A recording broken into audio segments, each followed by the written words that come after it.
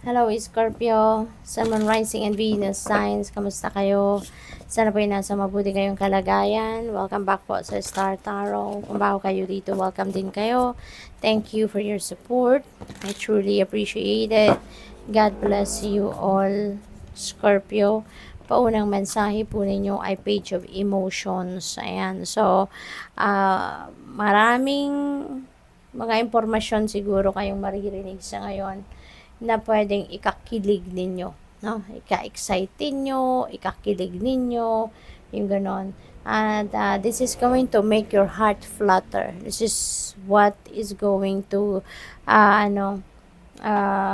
cause you na, alam mo yun, kakaba-kaba, pero yung kabang may kilig, no? Yung parang ganon. So, baka meron din ditong mga, kung single pa kayo, baka merong maliligaw sa inyo rito.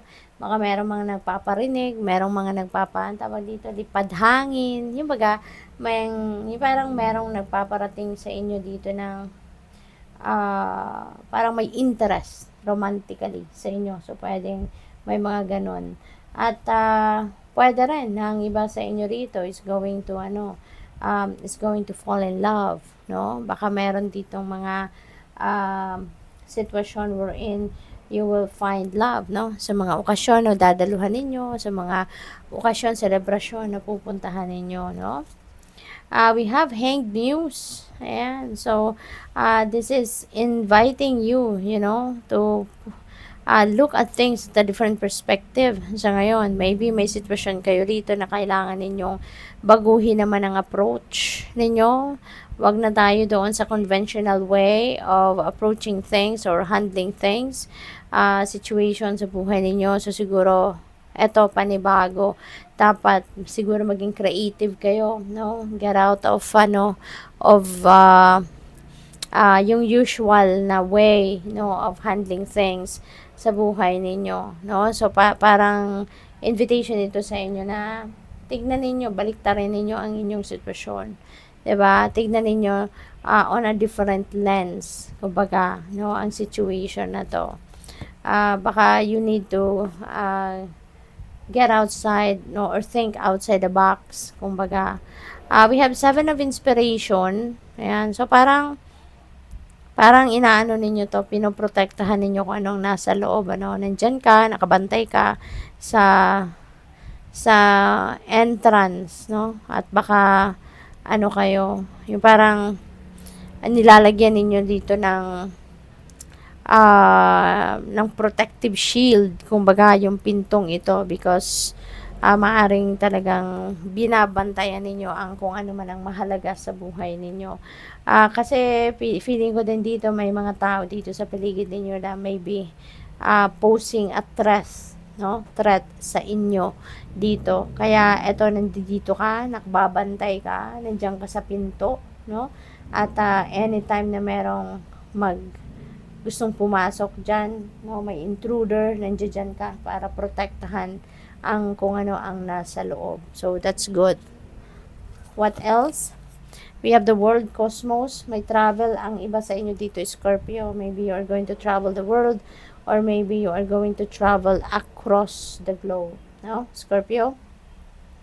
Pwede rin ang iba sa inyo dito is going to do something na siguro magsisimula kayo ng bagong chapter, no? Pwedeng merong mga bagong opportunities, may mga bagong oportunidad, posibilidad siguro na nandito sa buhay ninyo at maaring ito yung panahon din na pwedeng you're going to embrace this newness, no? Or new situations. Pwede rin na yung mga bagong sisimulan ninyo, ito yung bunga, no, ng inyong pagsisikap, ito yung bunga ng inyong tagumpay, no? Ito yung resulta ng tagumpay na makakamit ninyo. It's going to open up new doors at maaaring ito yung mga bagay na ito ang aasikasuhin ninyo for now. So, tignan natin kung ano pa ang mga messages ninyo for the week.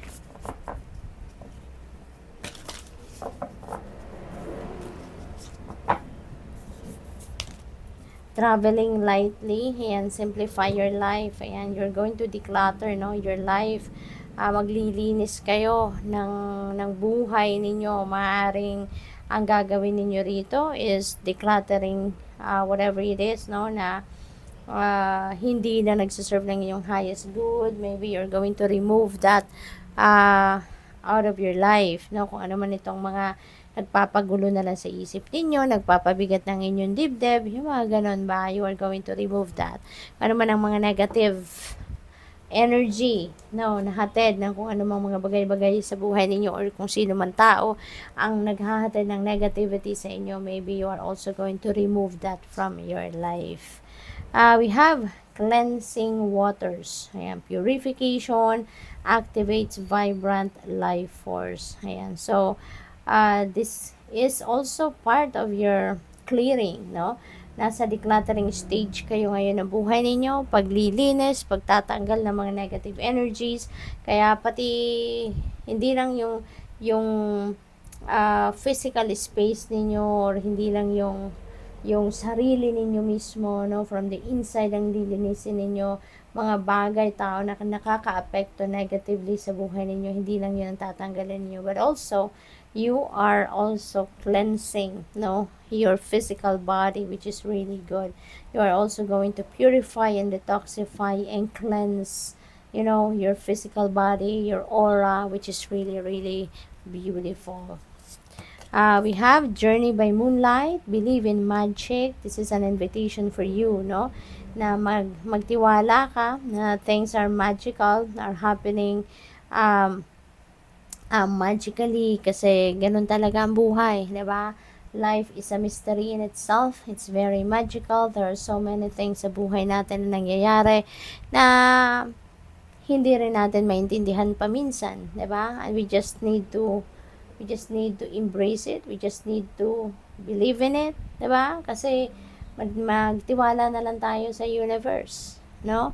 Wag na nating alamin, wag na nating diskubrehin, wag na nating questionin ang mga nangyayari sa buhay natin. Let's just embrace it because anyways, 'di ba? Kung ano ang mabuti, kung anong best para sa atin, yun lang din naman ang ibibigay sa atin ng Panginoon, hindi ba? So what else? We have faraway places. Ayan, get ready. Kasi meron talaga kayong travel, no? World travel, faraway places. So maybe meron talaga kayong opportunity dito to travel far. Baka international travel talaga ang gagawin ninyo rito, Scorpio. Kaya good luck sa'yo. For whatever reason, no? Kayo ay magta-travel. Baka related yan sa mga trabaho, bagong opportunity, 'di ba? Maybe outside the country talaga, no, overseas travel. Star, hard times are over. Kaya napakaganda nito kasi ano man ang mga hirap, no, or mahirap na pinagdadaanan ninyo, that's going to be over. Makakagraduate na kayo dyan sa mga obstacles, problema, diba? Challenging situations na maaring pinagdadaanan ninyo. So, ngayon, look forward to positivity kasi there is an abundance of happiness, enthusiasm, and positivity coming your way. May magpapakasal sa inyo, Scorpio. Baka you are getting married. Kung hindi man, baka kapamilya ninyo, kaibigan, or anyone that is close to your heart na maaring kayo ay maiimbitahan dyan. Possible din na ang iba sa inyo dito, you know, baka pick up ko, baka merong mag-celebrate sa inyo ng inyong anniversary, you know, yung wedding anniversary, yung ganon. Kaya congrats. We have thorns and withering, and the challenges ahead will bring a new and positive future. That's very true. Kasi, di ba, may kasabihan din na kahit gaano man kalakas ng bagyo, di ba, dumating sa buhay natin, natatapos din yan. Kahit nga yung totoong bagyo, no, yung natural disaster, pagkatapos, no, ng bagyong yan, di ba, tumitila din yan at nagkakaroon din ng pagsikat ang araw. Ganun din ang buhay natin, 'di ba? Kahit gaano kabigat ang problema, nasusolusyonan din natin 'yan, natatapos din 'yan, at merong naghihintay sa atin na bagong umaga at bagong pag-asa. We have unity. So, maaring meron ditong meeting of two kindred spirits, meeting of like-minded people, di ba? Baka meron talaga ditong kasalan na magaganap, di ba? May union of two hearts, no? Pwedeng you are going to make new friends or entering a new love or romantic relationship. Anything is possible. Good luck sa'yo. Thank you for watching, Love and Light. Namaste.